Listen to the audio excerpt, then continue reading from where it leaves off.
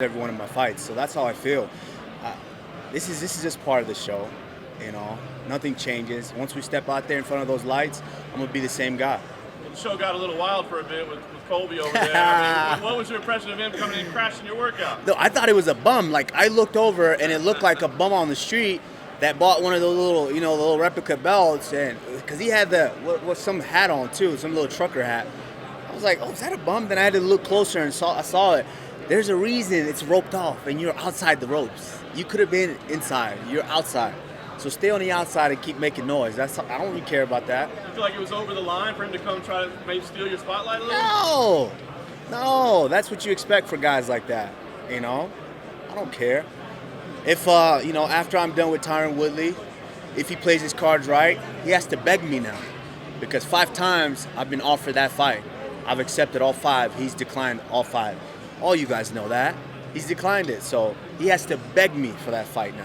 The fight that you have in front of you, I wonder, has it gotten personal? I mean, this has always been your mission, but after the press conference especially, I mean, has this turned into a personal fight for you? No, for me, no.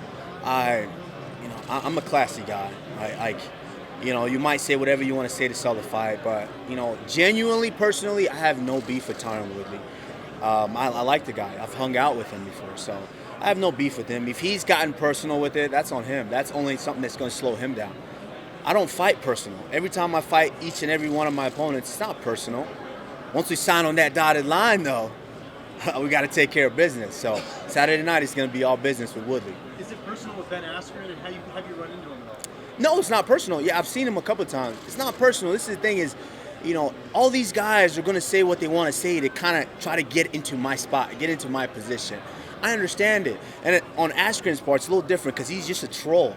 There's a reason a lot of people relate to him, because a lot of trolls are the people behind the computers at home that eating donuts that look like Ben Askren, to be honest. They got the hair like him, they got the gut like him, so, they relate to him. So it's just all fun and games. It's not personal. Kamaru, why do you think Colby came to your workout and not Woodley's workout? Because Woodley is the champion coming to this fight, and you're the challenger. Goes to say who he's worried about. And you heard him, he's saying, oh, Woodley's going to beat you. That's what he hopes is going to happen.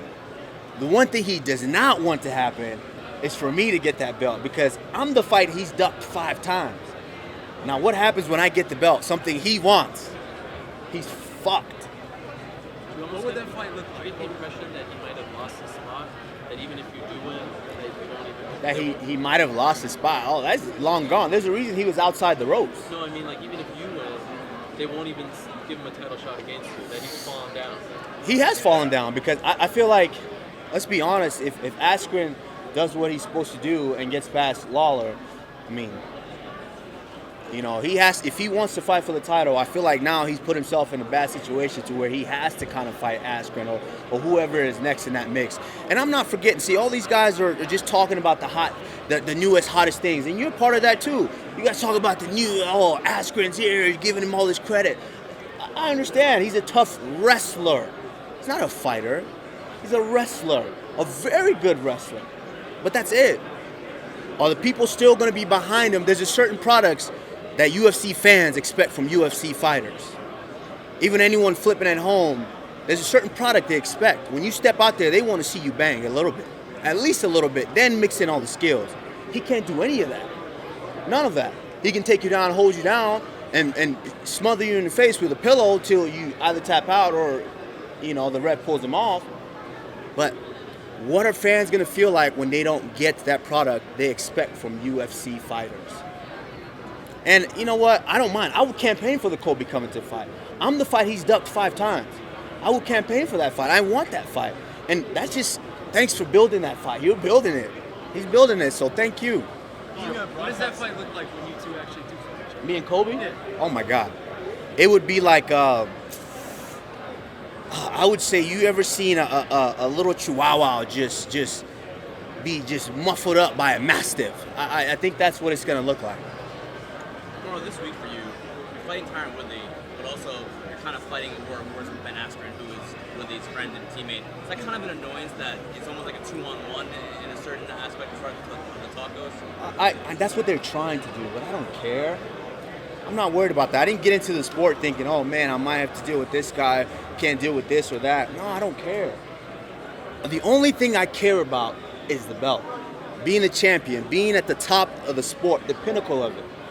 At my moment right now, that's the only thing that I care about. If George St. Pierre was still the champion, I would be gunning for George.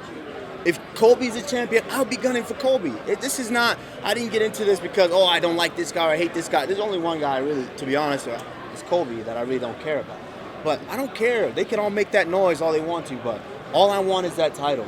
And Tyron's in my way, and on Saturday night, I have to run right through him in order to get that belt. If you win Saturday and Askren beats Robbie on Saturday, Usman versus Askren is probably the fight that everyone's going to want to see. What do you think about that? Pertaining, like I mentioned, let's see the product that he puts out. Who is going to want that guy to be champion when he can't throw a punch? It's not a UFC fighter. He's a UFC wrestler. It's not a fighter. People want to see a fighter that can fight. Let's see the product that he puts out. And like I said, we got this clown over there as well that I can beat up. Once I'm the champion, it's infinite possibilities. You've got Santiago Ponzinibbio over there that, I could take care of as well. So Wonder Boy, there's there's endless possibilities. What do you make of Woodley continuing to say that you're afraid, that he sees fear, that he was once like you, afraid, and he knows how that can affect? Why does he keep saying that? No, he's saying that because he was afraid. And this is the difference between us. And each and every time he keeps saying that, I don't see him possessing any skill that the last 3 of my opponents possess. Each of your last 3 opponents, yeah, they had a different skill. You had a karate guy, you had a submission guy, you had, the other, a Muay Thai guy. Yes, but how did those guys all do? They all lost. I'm not the best striker in the world. I'm not the best wrestler in the world. I'm not the best kickboxer in the world. But when it comes to mixing it up, confusing you and breaking you mentally, I do that better than anybody in the welterweight division right now. Has it been difficult to remain singularly focused on this? With all these personal emotions and people calling you out, talking trash, it's been hard to stay focused on the title and not these personal little conflicts? No, not at all. I'm not worried about all that. I'm not worried about them. My job is to go out here and get that belt. That's the one thing that I set out to do, and on Saturday night, I'm going to be the new champion. Being a commentator for Titan FC, does that give you a little bit of an advantage in how you look at your own fights, just being able to break down fights and opponents? Yeah, I think that part of my success is from the start of my career. I like to watch my fights. Oh man, I didn't do this very well. I didn't fake very well. So I've been doing that from the start, and being a commentator for Titan FC just gives me a different perspective to be able to watch the fight, break down what I think fighters should do at this moment in the fight. So, it's all in all been great. I'll see you guys Saturday night as the new welterweight champion of the world.